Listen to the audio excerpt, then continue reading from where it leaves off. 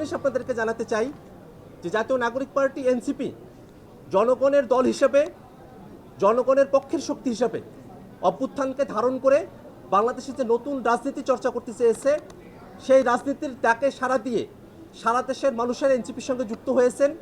তাদের সকলের সদস্য ফর্মগুলো, আমাদের কমিটিগুলো, সম্পূর্ণ ডকুমেন্টস আমরা আজকে জাতীয় নাগরিক পার্টির পক্ষ থেকে নির্বাচন কমিশনে এগুলো আমরা দাখিল করছি। সাংবাদিক বন্ধুগণ, জাতীয় নাগরিক পার্টি এনসিপি দলের প্রতীক হিসাবে নির্বাচন কমিশনে যে আবেদন দাখিল করেছে, সেখানে আমরা 3টি প্রতীককে দলের প্রতীক হিসাবে আমরা আবেদন করেছি। কিন্তু আমাদের দলের প্রতীক হিসাবে নির্বাচন কমিশনের থেকে আমাদের প্রত্যাশা হলো নির্বাচন কমিশন দলের প্রতীক হিসাবে আমাদেরকে শাপলা বরাদ্দ প্রদান করবে। আজকে আমাদের একটি গণতান্ত্রিক পুনরুদ্ধারের দিন। আপনারা জানেন, ছাত্রদের নেতৃত্বে একটি বাংলাদেশে গণ অভ্যুত্থান সংগঠিত হয়েছিল। আমাদের সামনে একটি চ্যালেঞ্জ দেওয়া হয়েছিল ব্যালট রেগুলেশনের। আমরা এই প্রস্তুতির জন্য আজকে দেশবাসীর সামনে দেখাচ্ছি আমরা নির্বাচন যে সাংবিধানিক প্রতিষ্ঠান রয়েছে তাতে আমরা দরখাস্ত করেছি। পার্লামেন্ট এখন খালি রয়েছে। এই পার্লামেন্টে আগামীতে সংস্কার বা ঐক্যমত কমিশনের 400 আসনের মধ্যে 300 আসন এনসিপির ঘরে থাকবে ইনশাল্লাহ। এবং এইবারই এনসিপি পার্লামেন্টে জাতীয় সরকার গঠন করবে, যার মধ্য দিয়ে গণ অভ্যুত্থানের সংস্কার, গণপরিষদের যেসব কার্যাবলী রয়েছে সেই সকল কার্যাবলী জনগণের ম্যান্ডেট নিয়ে ব্যালট রেগুলেশনের মাধ্যমে ইনশাল্লাহ বাংলাদেশে সম্পন্ন করবে। আমরা আমাদের দলীয় প্রতীকের ক্ষেত্রে শাপলাকে প্রাথমিক দিয়েছি এবং সেখানে কতগুলো কোশ্চেন এসেছে যে আমাদের প্রতীক কী, আমরা নিবন্ধন আজকে কেন দিলাম। আপনারা জানেন আমরা স্বল্প সময়ে দল গঠন করতে পেরেছি এবং সারা বাংলাদেশে কথা বলেছি। কিন্তু আপনাদের মাধ্যমে দেশবাসীকে জানাতে চাচ্ছি, আমরা অনেক জায়গায় আমরা অফিস নিতে গিয়েছি, সেখানে আমাদের অফিস নিতে বাধা দেওয়া হয়েছে। অনেক জায়গায় আমরা কমিটি গঠন করতে গিয়েছি, সেখানে ছল ছাতুরির আশ্রয় নেওয়া হয়েছে।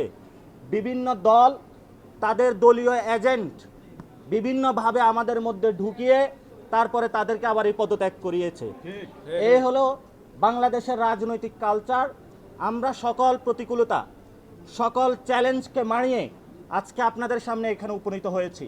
আমাদের উদ্দেশ্য পরবর্তী প্রজন্ম, আমরা সামনে নির্বাচন যেমন একটা গুরুত্বপূর্ণ বিষয়, কিন্তু তার থেকে বেশি গুরুত্ব দিচ্ছে আমাদের পরবর্তী প্রজন্মকে।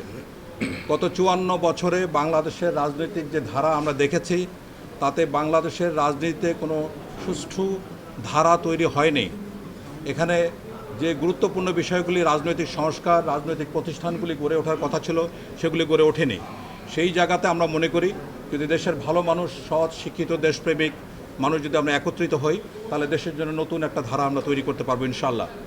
মূলত আমরা এই 24-এর যে গণ অভ্যুত্থান যে একটা অভূতপূর্ণ সুযোগ করে দিয়েছে, এই সুযোগকে আমরা কাজে লাগিয়ে আমরা একেবারে 52-র ভাষা আন্দোলন থেকে শুরু করে 71-এর মহান মুক্তিযুদ্ধ থেকে 24-এর আন্দোলন পর্যন্ত যারা দেশের স্বাধীনতা সার্বভৌমত্ব ভাষার জন্য আত্মাহুতি দিয়েছেন, তাদের রুহের মাগফিরাত কামনা করছি। এবং বাংলাদেশে একটি নতুন রাজনৈতিক ধারা তৈরি করার জন্য আমরা ঐকান্তিকভাবে চেষ্টা করে যাচ্ছি।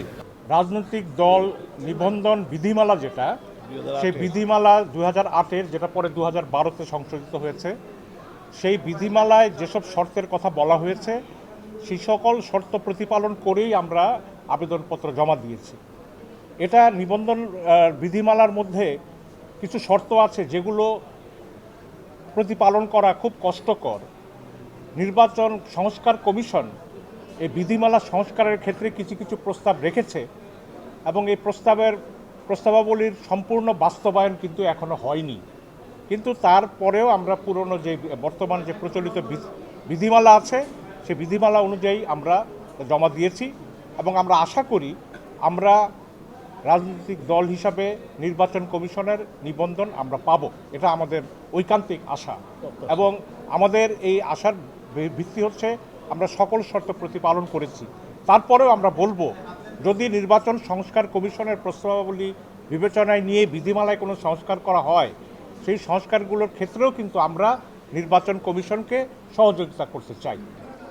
আপনারা জানেন বিগত 17 এপ্রিল আমরা এক অনুষ্ঠানের মাধ্যমে ঘোষণা করে বাংলাদেশ আন্দোলন পার্টির সম্বন্ধে ঘোষণা দিয়েছি। পরবর্তীকালে আমরা সময় সীমিত থাকার কারণে আমরা একটা আবেদন করি, যেভাবে বলেছে সদস্য সচিব, এবং সেই আবেদনের প্রেক্ষিতে আমরা 22শে জুন আজকে পর্যন্ত সময় পেয়েছি। এর ভিতরে আমরা সারা বাংলাদেশ থেকে যতটুকু চাহিদা আছে তার চেয়ে অনেক বেশি আমরা সদস্য, কর্মী, আমাদের কমিটি, আমাদের অফিস যা যা রিকোয়ারমেন্ট সব করতে সক্ষম হয়েছি, এবং আমরা আজকে সমস্ত কিছু খুব সুন্দরভাবে অর্গানাইজ করে যেভাবে চেয়েছেন সেভাবে এগুলো আমরা জমা দিতে সক্ষম হয়েছি। তাই আমরা আপনাদের সবার সহযোগিতা চাচ্ছি, বিশেষ করে গণমাধ্যমের বন্ধু যারা আছেন তাদের সহযোগিতা পেলে আমরা সারা বাংলাদেশেই ইনশাল্লাহ আগামীতে বিভিন্ন জায়গায়, থানায়, ইউনিয়নে, ওয়ার্ড পর্যায়ে আমরা আমাদের কমিটি, অফিস এবং রাজনৈতিক তৎপরতা চালু করতে পারবো ইনশাল্লাহ। বিসমিল্লাহির রহমানির রহিম। নির্বাচন কমিশন থেকে যেই সব শর্ত দেওয়া হয়েছিল আমরা সবগুলো শর্তই পূরণ করে আমাদের আজকে নিবন্ধনের জন্য আবেদন জমা দিয়েছি, এবং আমরা আশা করি যে নির্বাচন কমিশনের এই যে স্বচ্ছতার মাধ্যমে আমাদের নিবন্ধন কার্যক্রম যেটা আছে সেটা সম্পন্ন হবে। আর বাংলাদেশের মানুষ আসলে চায় যে নতুন নতুন দল আসুক, তারা অনেক ভ্যারাইটি চায়, যে কারণ এটা গণতন্ত্রের জন্য ভালো। সো আমরা আশা করছি যে দেশের মানুষ আমাদের স্বতঃস্ফূর্তভাবে অ্যাকসেপ্ট করবে। আমার নাম মেজর শিকদার আনিসুর রহমান, অবসরপ্রাপ্ত। আমি নতুন বাংলাদেশ পার্টি এনবিপির সভাপতি বা চেয়ারম্যান হিসাবে দায়িত্ব পালন করছি।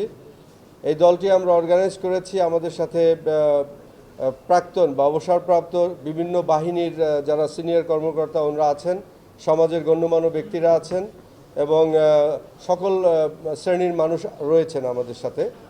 তাদের মূল একটাই কোর থিঙ্কিং, যেটা হলো দেশপ্রেম এবং বাংলাদেশ ইটসেলফ, বাংলাদেশের স্বার্থ এবং বাংলাদেশের জনগণ। এইটাই আমাদের দলের প্রেক্ষাপট এবং মেইন থিম, যেটা নিয়ে আমরা কাজ করতে চাই। ডক্টর বদিউল আলম মজুমদার নির্বাচন কমিশন সংস্কার বিষয়ে একটি প্রস্তাবনা দিয়েছেন, যেখানে উল্লেখ আছে 10টি জেলা এবং 22টি থেকে 23টি উপজেলা হলেই একটি দল নিবন্ধন পাবে, কিন্তু সেই প্রস্তাব এখনও ফুলফিল হয়নি কিংবা বাস্তবায়ন হয়নি। আমরা চাচ্ছি যে দীর্ঘদিন যে সরকার ছিল, এই সরকার ছিল স্বৈরশাসক সরকার।